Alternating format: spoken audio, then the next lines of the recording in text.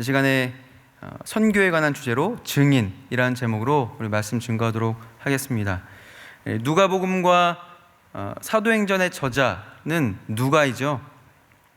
그리고 수신인은 모두 데오빌로로 되어 있습니다. 데오빌로의 문자적인 의미는 하나님을 사랑하는 자 혹은 하나님의 친구인데요. 어떤 학자들은 그렇게 특정인이 아니라 일반적으로 하나님을 사랑하던 당시의 모든 사람으로 기록된 것이다 라고 칭하기도 합니다. 그리고 또 다른 학자들은 누가복음 1장 3절에서 데오빌로 가카라고 말이 붙은 것을 주목합니다. 당시에 가카라는 직함은 그 로마의 관원을 지칭할 때만 사용되었기에 데오빌로는 이방인이었고 또 로마의 상류층이었을 것이다 라고 그렇게 말하기도 합니다. 그리고 또 여러 많은 성경학자들이 말하기를 또 데오빌로를 기독교 신앙에 조금은 어려움을 갖고 있는 사람이다. 그러니까 지금으로 치면 초신자라는 거죠. 초신자여서 여러 가지 설명과 이해함이 필요하다라고 그렇게 말합니다. 따라서 누가는 데오빌로의 질문에 명확한 답을 주고자 누가복음을 기록하였고, 이는 그가 그 배운과 확실함을 알게 하기 위해서라고 쓰였다라고 말하기도 합니다. 이런 것들을 다 종합하자면 그렇죠. 오늘 본문인 사도행전에 귀를 기울여야 하는 대상은 하나님의 사랑을 입은 모든 성도고, 또 은혜로 충만한 자뿐만 아니라 성경 지식이 적거나 아니면 믿음이 좀 떨어졌거나 연약한 사람, 충만한 자 상관없이 예외 없이 다 들어야 된다는 것입니다. 그러므로 여러분이 어떤 자리에 있든지 어떤 형편에 있든지 상관없이 오늘 말씀에 귀를 기울이시고 은혜 받고 누리시기를 간절히 소원합니다. 각 사람이 살아갈 때 나는 누구다 라는 정체성이 있죠. 나는 땡땡이다 라는 거. 이 정체성은 매우 중요합니다. 왜냐하면 사람은 스스로를 규정하는 대로 그 정체성대로 살기 때문에 그렇죠. 군인은 어떻습니까? 군인은 나라를 지킬 그 사명이 있죠. 그리고 의사는 생명을 최선을 다해서 돌보고 살려야 될 그런 사명감이 있습니다. 교사는 다음 세대를 세워야 되고요. 목사는요, 성도를 보호하고 또 복음을 수호해야 되죠. 한 가정의 가장은 어떻습니까? 가족을 책임져야 되고요. 엄마는 가정을 돌보아야 합니다. 이처럼 나는 누구다, 엄마다, 아빠다, 가장이다, 어떤 직업을 가졌다라는 것, 이것을 정확히 하는 것은 굉장히 중요합니다. 그렇다면 성도인 저와 여러분의 정체성은 무엇이겠습니까? 우리는 하나님께서 예수 그리스도의 피값을 주고 사신 하나님의 자녀요, 구원받은 백성이요, 천국의 시민권자들입니다. 믿으십니까? 아멘. 동시에 오늘을 살아내는, 주와 동행하는, 주님을 따르는 주님의 제자요, 천국의 복음을 맡은 사명자들이라는 사실을 또한 믿으시기 바랍니다. 그게 저와 여러분, 우리들의 정체성이에요. 그렇다면 그런 정체성을 갖고 있는 저와 여러분, 우리의 관심과 생애의 주제, 우리가 무엇을 살아야 되는지 정확한 목표가 있이 달려가야 되잖아요. 그 생애 주제가 무엇이어야 될까요? 오늘 본문은 사도행전의 핵심 구절이라고 할 수 있는데 성도의 관심과 생애 주제에 대해서 말씀하고 있습니다. 사도행전의 핵심 주제가 무엇인지 볼까요? 사도행전이니까 사도가 주제일 것 같기도 하고, 아니면 액션을 취하는 그런 행동일 것 같기도 하고, 성경일 수도 있겠고, 때때로 자주 등장하는 권능, 능력, 기적일 수도 있겠죠. 그런데요, 사도행전의 주제를 이 핵심 구절을 통해서 우리가 명확히 보자면 오늘 본문 말씀이 그 핵심 구절입니다. 그래서 이 구절만 잘 보면 사도행전 전체가 이해되는 것이죠. 사도행전 1장부터 28장까지 어떻게 흘러가는지를 오늘 본문을 통해서 우리가 알 수가 있습니다. 성령, 권능, 증인 이런 것들이 나오는데 단연 주인공은 누구일까요? 성령님이시겠죠. 모든 구원의 역사의 원동력은 오직 성령님이십니다.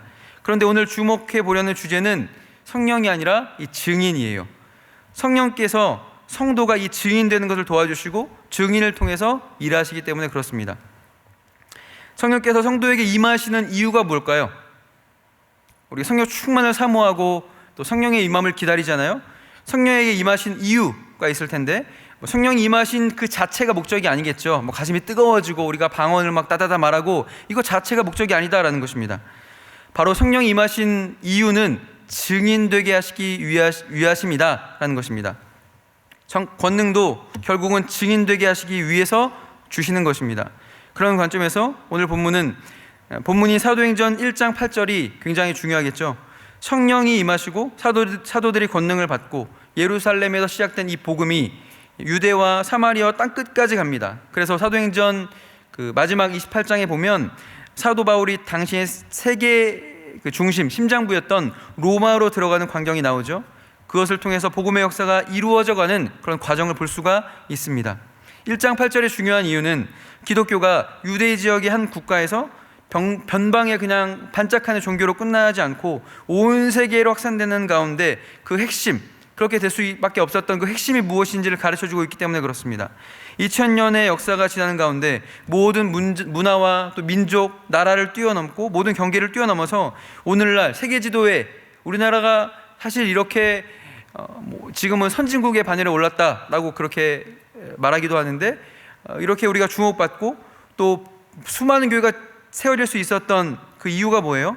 그런 것들을 다 뛰어넘어서 세계 지도의 한 모퉁이에 있었던 한반도의 복음이 전해지고 또 우리가 그것을 믿고 구원받아서 우리가 하나님의 자녀 된 것, 이것이 바로 사도행전 1장 8절이 이루어진 우리가 부인할 수 없는 증거라는 사실을 믿으시기 바랍니다. 아멘.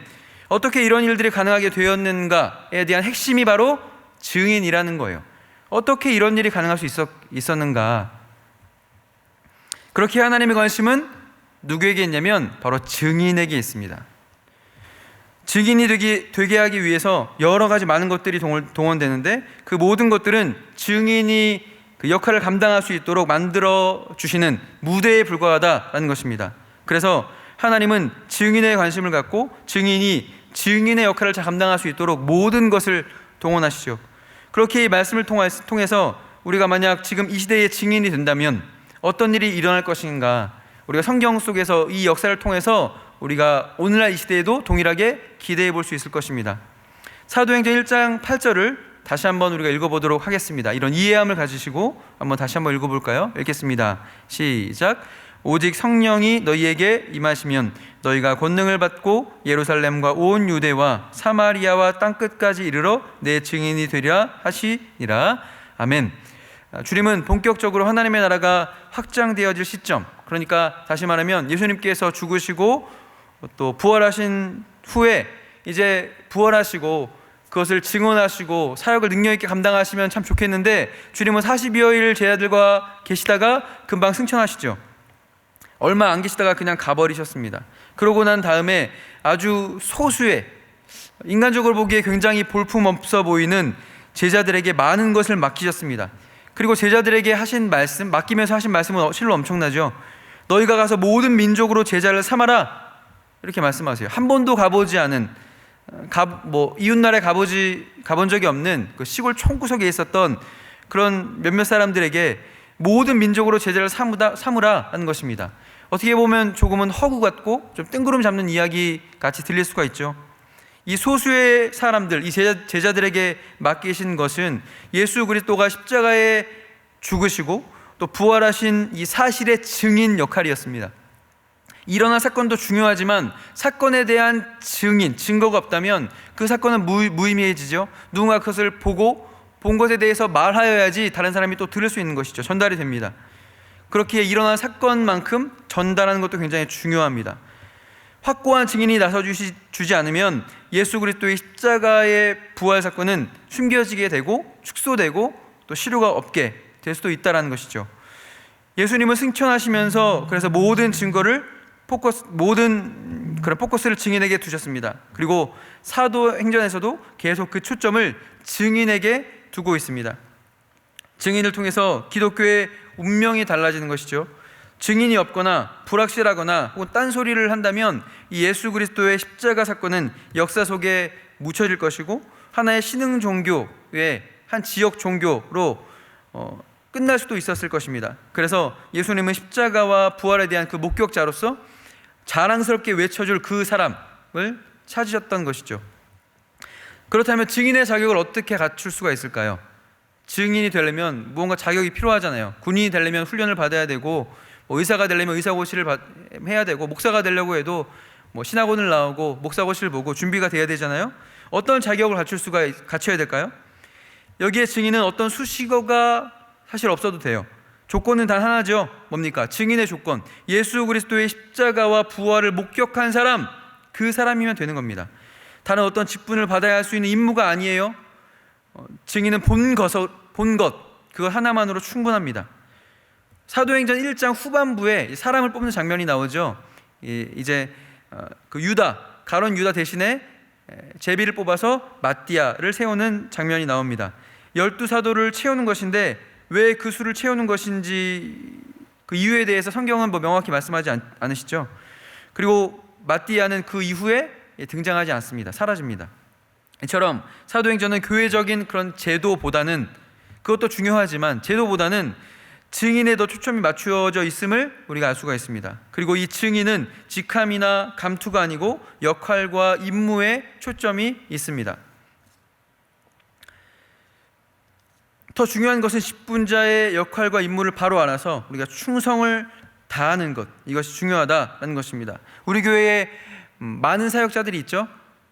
또 직분자들이 있습니다. 장로와 권사, 집사로, 또 목사와 팀장, 간사와 리더로 우리가 부르심을 입었습니다.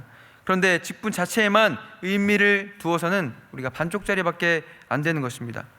중요한 것은 직분자의 역할과 임무를 제대로 아는 것이라는 사실을 우리가 기억해야 합니다. 그리고 충성을 다하는 것입니다. 증인은 본 사람이면 그 사명을 다할 수가 있습니다.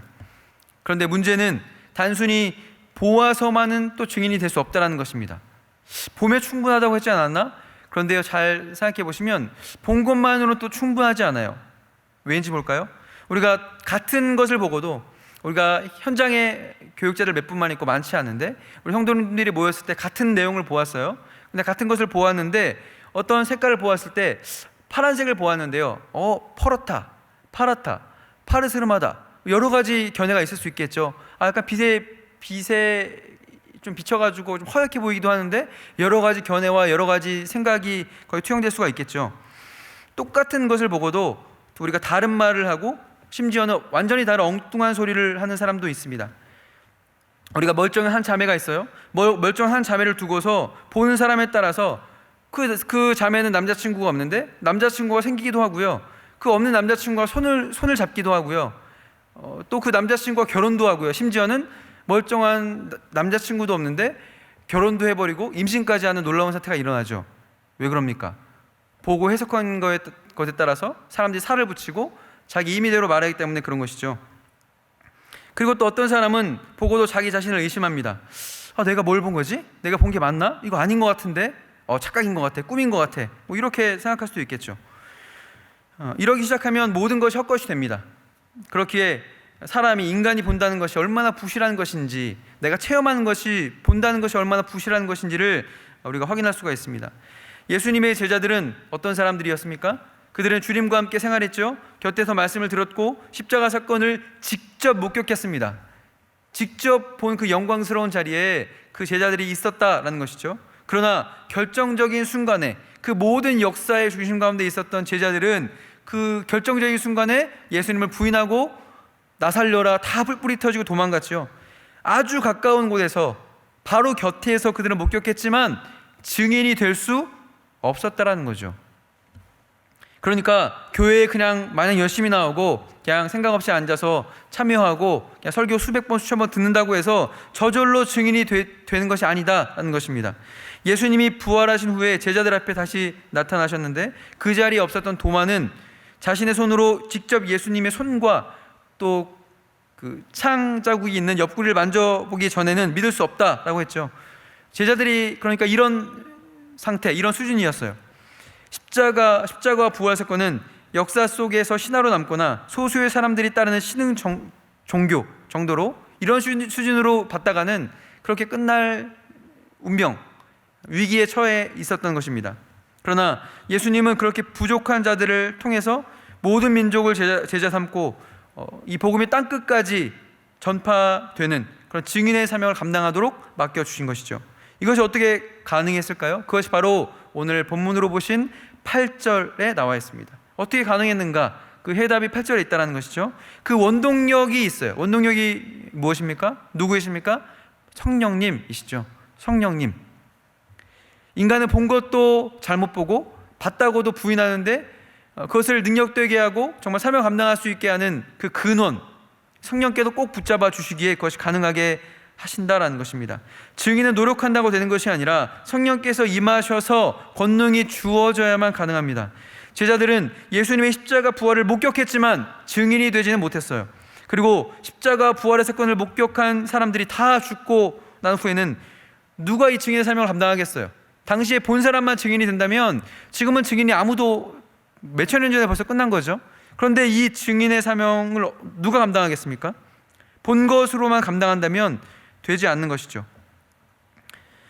이것을 설명해 주는 것이 바로 오늘의 본문의 말씀입니다. 시간과 공간을 초월하여 오늘날까지 이 증인의 사명을 계속해 줄 수 있는 사람이 필요한데 그것이 어떻게 가능한가? 우리 성령께서 임하시면 우리가 눈으로, 육안으로 직접 목격한 것보다 더 확실하게 믿어집니다. 예수님의 제자들도 부활 사건 이후에 믿은 것이 아니라 그것을 보고 자기들이 경험해서 믿은 것이 아니라 오순절 성령 강림 사건 이후에 확실히 믿어진 것이죠. 그러므로 여기에서 말씀하시는 증인이란 단순히 본 사람, 목격한 사람, 그것을 의미하는 것이 아니라 본 사실에 대해서 내적인 확실한 그 증거를 가지고 그리고 목숨을 걸 만한 확신 있는 사람, 그 사람을 말씀하는 것입니다. 이것이 바로 증인이다라는 거죠.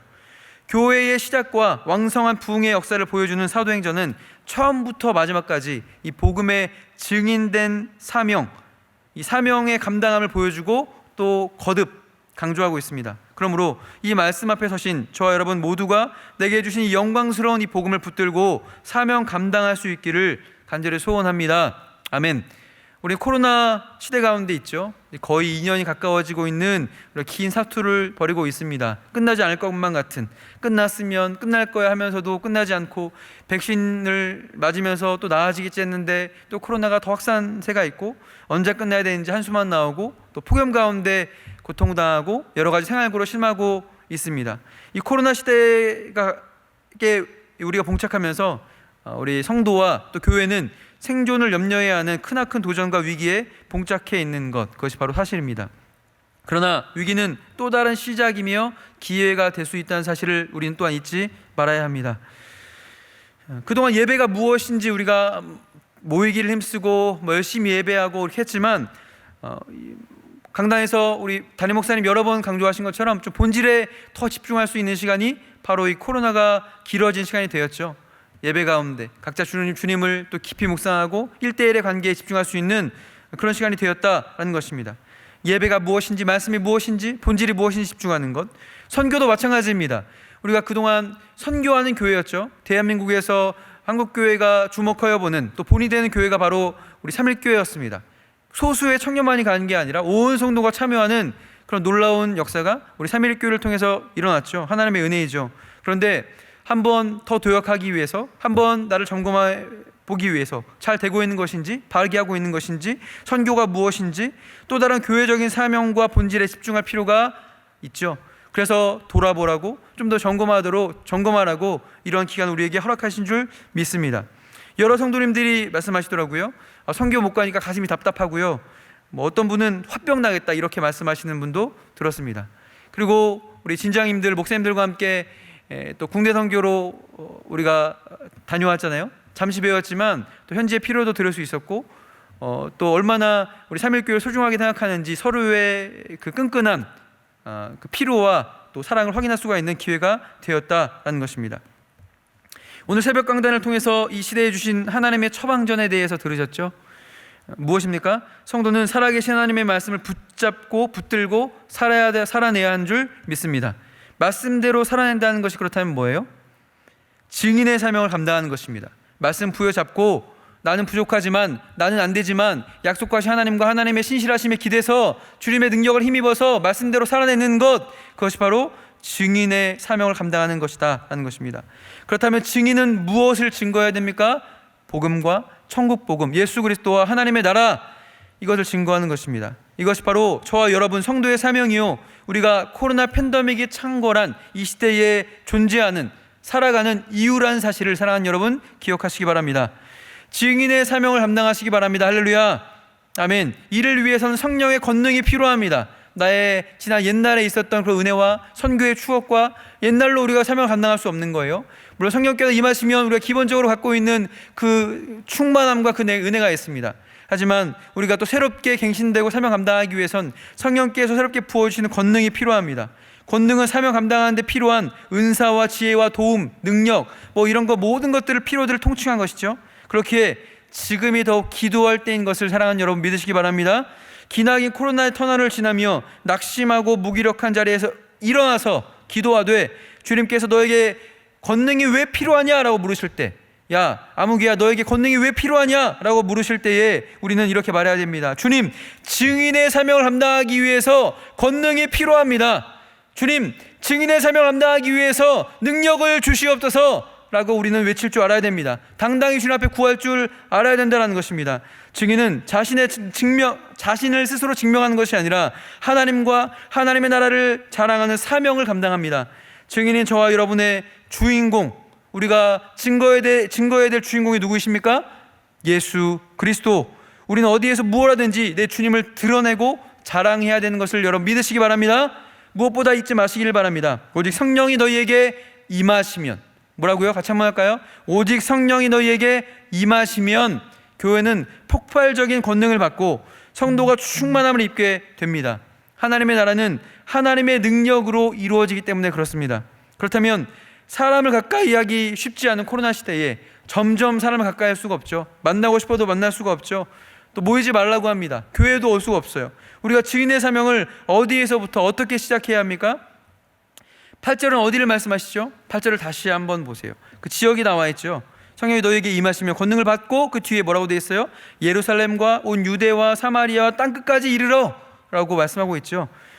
예루살렘은 가장 가까운 동네죠. 내 동네, 가까운 데를 말하고 있고, 유대는 어딜까요? 예루살렘을 싸고 있는 그 지역입니다. 그 주변 지역이 유대고, 그리고 사마리아는 어딜까요?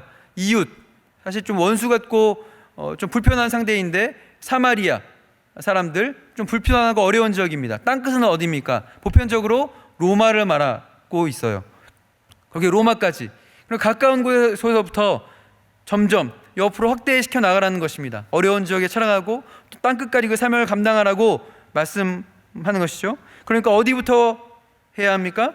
가장 가까이에서부터. 여러분이 만약에 가정주부시라면 청소를 하면서, 나갈 수도 없죠. 그럼 집안을 돌보면서 청소하면서 하나님의 나라가 우리 가정 가운데 임하기를 기도하시기 바랍니다. 음식을 하면서 믿지 않는 내 남편, 믿음이 연약한 내 아이들이 주께로 돌아오도록 간구하시기 바랍니다.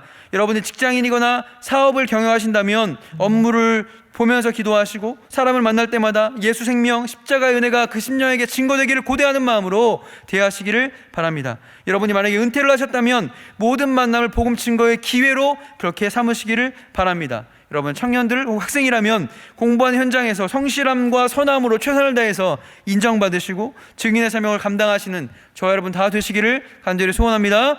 아멘. 가까이 먼저 하는 거예요.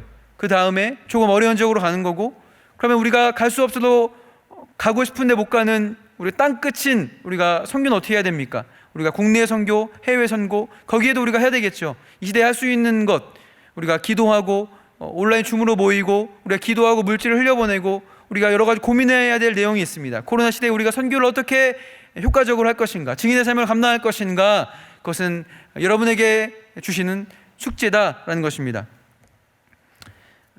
복음 증거와 교회 수호의 최일선에 있는 또한 교역자와 우리 교회에 보이지 않게 수고하시는 또 직원들을 위해서 또 기도해 주시기를 바랍니다. 특별히 담임 목사님을 위해서 기도해 주시고 온 성도가 같은 마음으로 사명 감당할 수 있기를 간절히 소원합니다.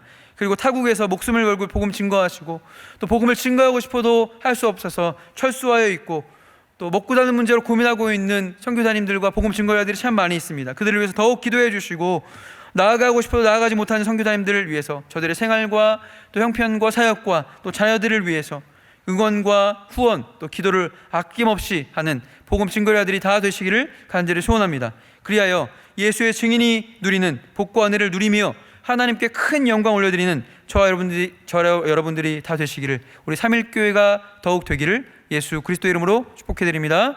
아멘. 우리 찬양하고 기도하겠습니다. 찬양은 우리 말씀을 기억하시면서 파송의 노래 함께 찬양하도록 하겠습니다.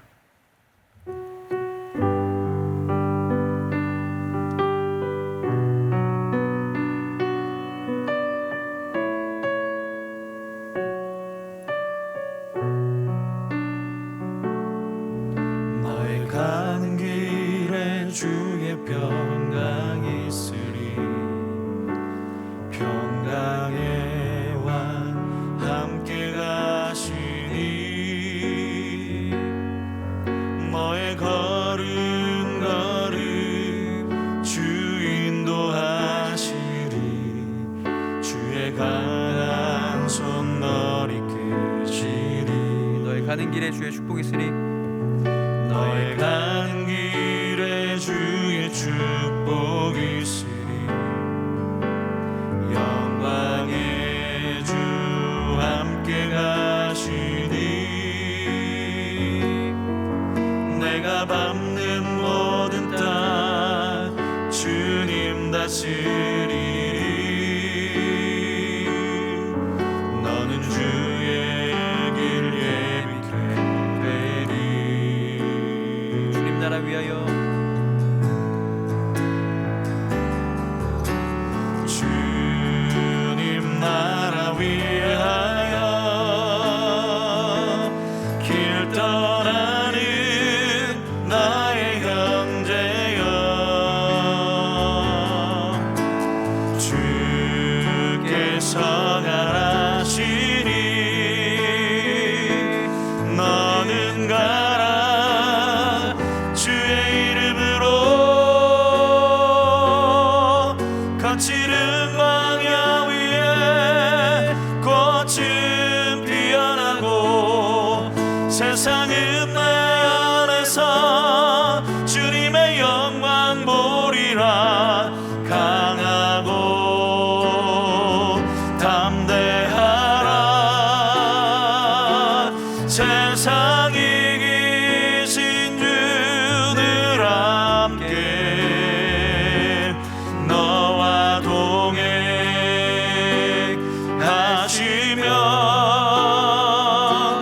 내게 새 힘을 주시리. 주님 나라 위하여 길 떠난 형제여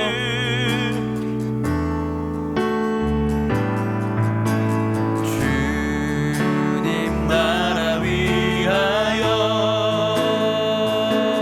길 떠나는 나의 형제여 주께서 가라시니 너는 가라. 주의 이름으로 거칠은 광야 위에 꽃은 피어나고 세상은 내 안에서 주님의 영광 보리라. 강하고 담대하라. 세상 이기신 주 늘 함께 너와 동행하시며